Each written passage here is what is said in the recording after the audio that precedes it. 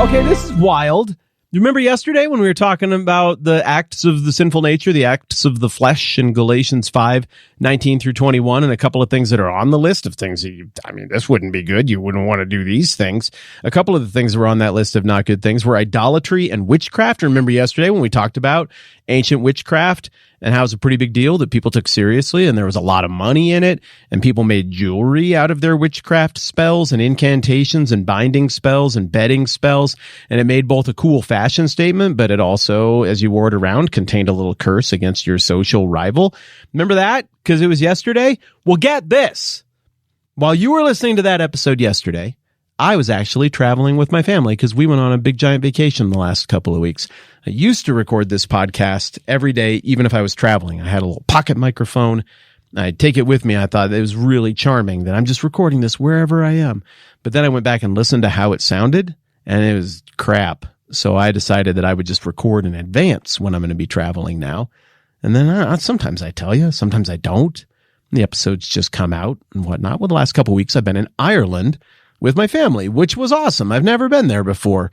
That was probably the most familiar place I've ever visited. I've been to a lot of countries for a bunch of different, pretty cool, interesting reasons, most of which has to do with church in one way or another.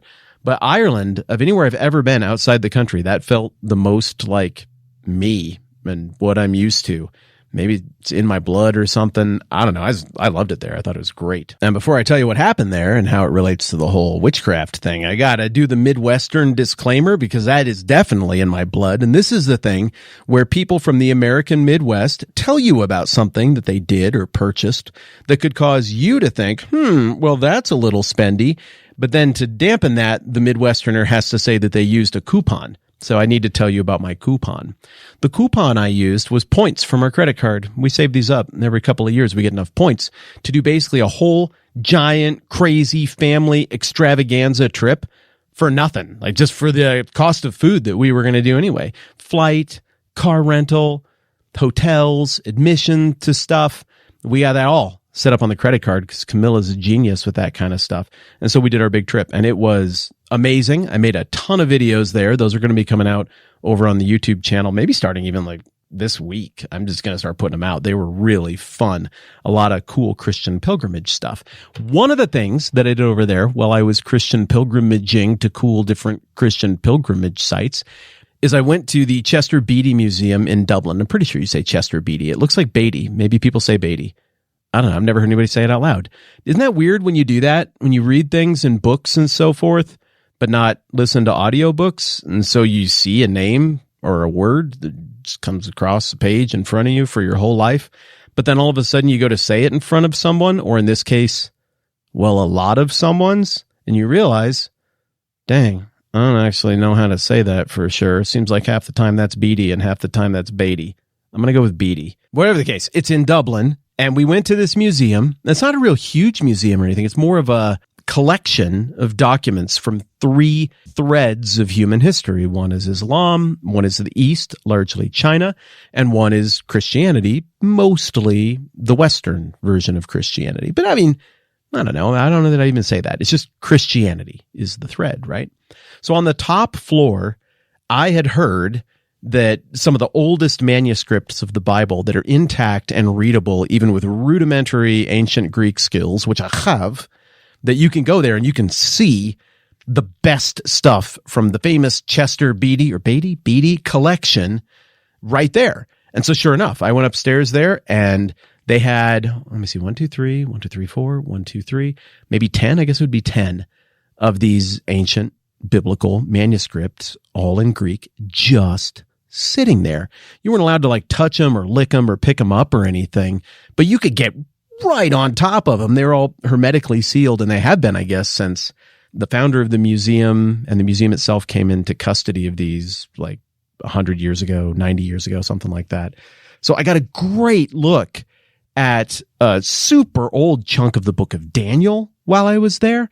And that was fascinating. Dang it, I want to get you to the witchcraft stuff because it's a really cool payoff. But I got to tell you about the Daniel thing first. Daniel, you might recall, is the Old Testament book that has the most amount of Aramaic in it because Daniel happened around the time of Persia. Aramaic was the international trade language of the Persians, as you'll recall. And so there are these big chunks of Aramaic in the middle of Daniel that I remember from seminary. Our professors were like, this part's pretty hard. I'm just going to level with you. Our confidence level on translating, say, we'll just go with what we have here, Galatians into English from the source material we have is, I don't know, it's like 100. We're really, really sure that what we're reading there is a very accurate English reflection of what was written down in the first place and what we get from all of our source documents, all of our manuscript evidence from, the super distant past. But Daniel has a couple parts that it's just hard because it's Persian era Aramaic. It's tough. We don't have a lot to compare it to. It's dealing in pretty obscure, difficult to understand imagery anyway. So yeah, just straight up, my professors were very honest. These are professors, by the way, who are super enthusiastic about the authority and reliability of the Bible, but also super honest. And they was like, look, some of the stuff in Daniel 7 here, even for the experts, it's real hard. What was crazy is when I went and looked at the manuscript from Daniel, sure enough, it turns out that the manuscript they had was from Daniel 7, which is exactly the one I would want to see because there's a break between the Aramaic and the English right there at the end of Daniel 7. And so I wanted to see what they would do with it. Sure enough, there's a break even right there in this ancient manuscript. Well, the manuscript is from the 200s AD. Wild, right? That's the oldest piece of Old Testament I've ever seen. Oh, no, that's not true, because I've seen some Dead Sea Scrolls. Okay, this is one of the oldest pieces of Old Testament that I've ever seen. Dead Sea Scrolls mostly predate Jesus, so, I guess those would be older. But the point is, it's very, very, very old, super Old Testament especially. The gap was right there. The division on the page in front of me that I could bumble through like an idiot who isn't very good at this language at all. The gap was right where it ought to be. Well, this Daniel manuscript that I was looking at the Chester Beatty Library and Museum in downtown Dublin, Ireland, it was obviously derived from the Septuagint. And it's okay if you don't remember all of these terms. The Septuagint is the Greek translation of the Hebrew Old Testament that predates Jesus by a couple hundred years. Most of the references in the Gospels and so forth are to the Greek Septuagint translation of the Hebrew Old Testament. It was a very widely used version of the Old Testament. It was very well regarded. The Jews believed that God supernaturally oversaw and managed the translation from Hebrew into ancient Greek when that all happened in Alexandria, Egypt, during the reign of the Ptolemies. That was the family descended from one of the generals who helped out Alexander the Great and then took over after him. So as I'm looking at this 200s AD fragment of Daniel chapter 7, I'm seeing this gap where the Aramaic runs out, where the Hebrew picked back up, and the gap was still there, which I think is a holdover from the Septuagint. So it was just cool. It was like this whole chain of custody, just with this one little space in the manuscript that I could see this whole chain of custody in the story, all the way from me through the history of the church, including the complex history of the church in Ireland, all the way back to the history of the early church and manuscript copying, all the way back to the Septuagint and Jews in Egypt, all the way back to Alexander the Great, and through him all the way back to Persia, and through him all the way back to Nebuchadnezzar, and through him all the way back to the southern kingdom of Judah in its last days. Just amazing. There was a copy there of Revelation 12, which was interesting as well. I had trouble making things out from that. Some stuff from Hebrews, 2 pages of Hebrews, a bit from 1 Corinthians and a bit from 2 Corinthians. This is crazy. It's written by the same guy as the book that you and I are looking at in Galatians. Paul did those 2 letters. I'm staring at that. I'm just going, how many copies is this removed from the one that Paul wrote with his hand, or that whoever was sitting there helping him write it wrote with his hand? 5, 7, 10? Not that many. This is really fun to feel that proximity.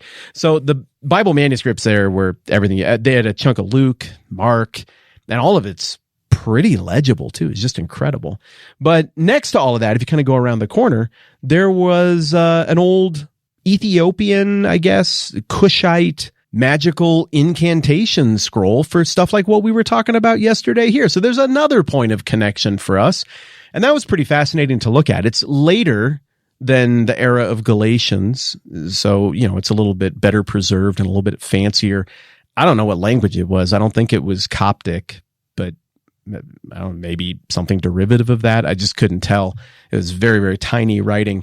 And there were elaborate paintings on there, maybe a person or a goblin monster or something. And there were 2 scrolls that I saw that were these kind of binding scrolls like we were talking about yesterday when we were looking at Galatians 5 and the list of very bad things. And one of them was very thick and very elaborate. It looked like you wouldn't want that one because it had a lot more words on it. So I would assume that if it worked, it would do a lot more bad things to you. So I didn't like that one. And it's the one that had the monster face painting on it. Then there was another skinny one, and I could kind of picture how you could roll that thing up. And it looked like it had been rolled up very tight. You could roll that thing up tight enough that you could wear it as a piece of jewelry, like a bracelet. You could fit it inside of a little cylinder or something. And I don't know how people use it. Like you pull the thing out and unroll it. Because unrolled, these scrolls were probably a meter. 2.5 feet, 3 feet, something like that. You'd have to stretch your arms quite a ways apart. And if your vision wasn't good, you'd have trouble reading all of that, just getting it into focal length, let alone how small the letters were. But I don't know, if something goes really wrong at a party and you have one of those Chester Beatty Ethiopian wizardry binding curse spells or something, you got it in your jewelry, do you just take it out right there at the party and unroll the whole thing and just start reading it at your rival or something? Like, what if they go to leave? Do you is it like you called it? You have dibs or something? You're like, no. You can't leave during a binding spell. Once I start it, you have to listen to the whole thing.